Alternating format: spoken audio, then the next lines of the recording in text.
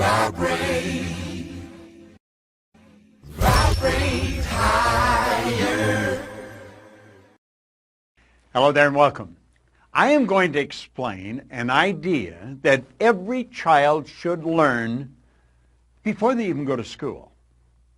And yet, most people go right through their life and never really understand it. Dr. Maxwell Maltz, around 1960, said it was the greatest psychological discovery of his generation. It's on self-image.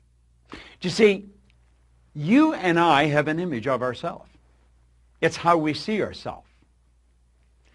I know there's a reflection come back from the mirror. I can see me. That's a reflection of my physical being. But that's not how I see me. I see me in my mind. And it's based on information that I have on me. Now, some people have a lot of false information, so they've got a very false self-image. Around 1960, Dr. Maxwell Maltz wrote a book called Psycho-Cybernetics. Cybernetics was a new idea. Cybernetics was something that was discovered around the Second World War by a physicist and a mathematician, Weiner and Rosenbluth. They didn't even have a name for it. And it was used for heat-seeking missiles. And they pointed out that cybernetics is the science of control and communication in the animal and in some machines. And what it does, it measures deviation from a set goal, sends information into a coordinating mechanism that'll correct the output and keep whatever it is moving towards the goal. Well, do you know you have a cybernetic mechanism locked up in you? Now what I've just said may not make any sense to you at all, but before you finish watching this video, it's going to make a lot of sense. Now, if you've heard me speaking at any event or in any video or audio, you've heard me talking about paradigms. Paradigms are nothing but a multitude of ideas, a multitude of habits that are fixed in the treasury of our subconscious. Paradigms are partly genetic and partly environmental. In other words, the ideas are built right into the genes at birth. That's why we look so much like our relatives. So when we tie all these together, it makes a very interesting story. And I'm going to ask you to sit back, take notes if you want, but really pay attention. If you have kids in school, this is critical. If you're in sales, your sales will skyrocket. Relationships, just anything that you're going to do is dependent on how you see you. So let's think about it. Cybernetics and paradigms. Very, very interesting subject. Cybernetics and paradigms are both control systems that operate essentially on the same principle. Both maintain a definite course of action and will not deviate from the course that has been established. You must alter the paradigm to achieve the result that you desire. Now think about that for a moment. You'll see people stuck at a certain level. Go ask any sales manager to give you the names of their salespeople, and they can tell you what those salespeople are going to do next month and next year. Why? Because they're programmed. They just come in about the same, maybe up and down a little, but they come in about the same. How about athletes? Every coach will tell you exactly how they're going to play. There's patterns. They're called habitual patterns. Well, that's a paradigm. Now, this is a beautiful concept, so let's understand it. Cybernetics and paradigms, all right? There's a thermostat. Now, a thermostat in your home is a cybernetic instrument. Now, I live in Toronto, so a good part of the year it gets pretty cold there. Other parts of the year it gets pretty warm. But in the winter, you would have your thermostat set to control the room temperature at around 70 degrees. Now, you could be sitting there reading a book or something, and all of a sudden you feel a draft around your feet, and you're starting to feel a little cool, and you think, what's going on? So you go and look at the thermometer, and you notice that the temperature is not 70, it's dropped to 65 degrees. You start to investigate, you think, what's wrong? And you'll notice the front door's open. Now, it used to be, when I was a little boy, you'd go and check on the furnace, because maybe the furnace had gone out. And you'd have to shake all the ashes down and build another fire and get it going again. Not today. Today we've got cybernetic mechanisms hooked up to our heating system. You see, the thermostat measures the deviation from the set goal. What was the set goal? The set goal is 70. But the temperature is at 65. Things have changed. The thermostat sends a message to the furnace, and automatically the fire is turned on. The fan's turned on, and the temperature starts to rise. And it gets up to 66, 67, 68, 69, and it'll take it right back until it's back on course at 70 degrees. And then the fire and the fan are turned off. Now think of that.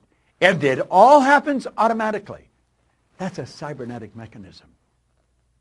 Interesting, isn't it? Do you know you've got a cybernetic mechanism in you? Let's look at it another way. Let's look up at the sky. Here's a big plane. Now, the automatic pilot on a commercial plane is a cybernetic instrument. That's exactly what it is. And you see, a flight pattern is programmed into the plane's computer system. When the plane goes off course, the cybernetic system measures the deviation from the set goal, and it corrects the flight pattern. The plane is brought back on course. It's correct. Do you know a rocket going to the moon is off course 97% of the time? Let's take a look at it from a different perspective. There's a plane leaving Chicago, and it's flying to Paris. Now, when the plane leaves the vicinity, it's just getting off the ground. You see the wheels are still down. It's just getting up there. The automatic pilot is flipped on. The pilot could come back and have dinner with you. Now, they don't leave the cockpit, but they're not necessarily doing anything. It's all done automatically. And you see, when that plane's flying along, it gets hit by some turbulence, gets knocked off course. Do you know what happens? The cybernetic mechanism cuts in. It's activated, and it puts the plane back on course again. It all happens automatically. Pilot doesn't even have to do anything. But ultimately, although it goes off course and gets knocked back on course, it ends up in Paris. Now think about that for a moment. Here's you, and you have locked into your subconscious mind a self-image. And that self-image operates like a cybernetic mechanism. Okay? Your self-image is a cybernetic instrument. Now, let's suppose your self-image is that you are overweight. Oh, you don't talk about it. You don't want anybody else to talk about it. But inside you feel you're overweight. And you just get to a point where you can't handle it anymore, so you make a decision, I'm going to go on a diet, and you instantly move into action. Now what happens? Well, you start to lose weight. Why? You're starving yourself. You don't eat anything white, and on we go. No more chocolate. Why? Because they make you fat. That's not what makes you fat. It's the image that makes you fat. If you had a skinny image, you could eat all the chocolate in the world. You just pass off what's not needed for the manifestation of the image through your eliminative system. Eliminative system is one of the systems in your body. Now here's the point. When a person who is overweight goes on a diet without changing or altering the self-image, any weight loss is temporary. That's why people gain and lose tons in a lifetime. Say they lose it, you're automatically programmed to find whatever you lose. The self-image, being a cybernetic instrument, measures the deviation from the set goal and immediately corrects the course. The weight that was lost will be found. You see, you look at the scales, you don't relate. That's not really me. That's not really me. So what happens? The weight's put back on again. Isn't that interesting? I know.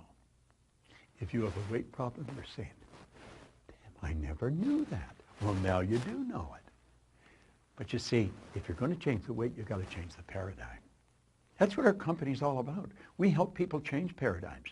We help them live in the body they want to live in. I'm so happy and grateful now that I'm at my perfect weight. I'm looking good. I'm feeling great. You can do that. You can live the way you want to live. You're God's highest form of creation. Where's another area that we could use? Well, you can use it in any area. Let's take a child in school. Now, this is all in Psycho-Cybernetics, Dr. Maxwell Maltz's book. And here's something else. What's the point of making heroic vows of amendment if the same old lawbreakers are going to keep them? I am going to take the weight off. But you don't change the lawbreaker, the paradigm. Emerson was right. of what use to make heroic vows of amendment if the same old lawbreaker is going to keep them? Let's look at a student in school, all right? Now, there's the subconscious mind, okay? And the student, the image, child has an image. You see, the child's self-image is a cybernetic instrument. That's exactly what it is. And the child has an image of poor grades. This is biographical, by the way, because that's the image I used to have. And I got them. Sure did get them. And you see, when a person is receiving poor grades in school, it's an expression of a self-image. It's the self-image they hold that they're expressing. The person believes they are not very bright. They, of course, receive a report card that reflects the poor image that they've got. And they take the report card home, and there's trouble in River City. I mean, I lived with this all the time I was in school. The child's grounded. They're made to study. Now, what the parent doesn't know and what the child doesn't know is really rather sad. See, the child cram, and the marks go up. But what the parent and the child do not understand, the parent is unaware that the real problem has the child. They have them give up recreational activities. They make them study. The grades improve, but the improvement's temporary. Why? The child has never changed the self-image. Parent doesn't even understand self-image in most cases, and certainly the child doesn't. And so what happens? Oh, they got a good test. When the report card comes out, nothing's changed. Now, why would people live that way? They live that way because they don't know any different. And that is rather sad. See, we should learn to live the way we really want to live. We've got to understand this concept of self-image, of cybernetics, of paradigms. You know, Oscar Wilde said something really beautiful one time. He said, selfishness is not living as one wishes to live. Selfishness is asking others to live as one wishes to live. You've got to develop the courage. You've got to develop the awareness, the wisdom to live the way you really want to live. Life is very short, and it's over very fast. And you can have, do, or be anything you want. You're God's highest form of creation. If you really want to check in to programs that will change the course of your life forever, understand this. Myself and my associates in our company spend all their time studying this. I have personally been studying it for over 50 years. We have some of the best programs in the world. Some of them run for a week, some run for a year, some run for an hour every day.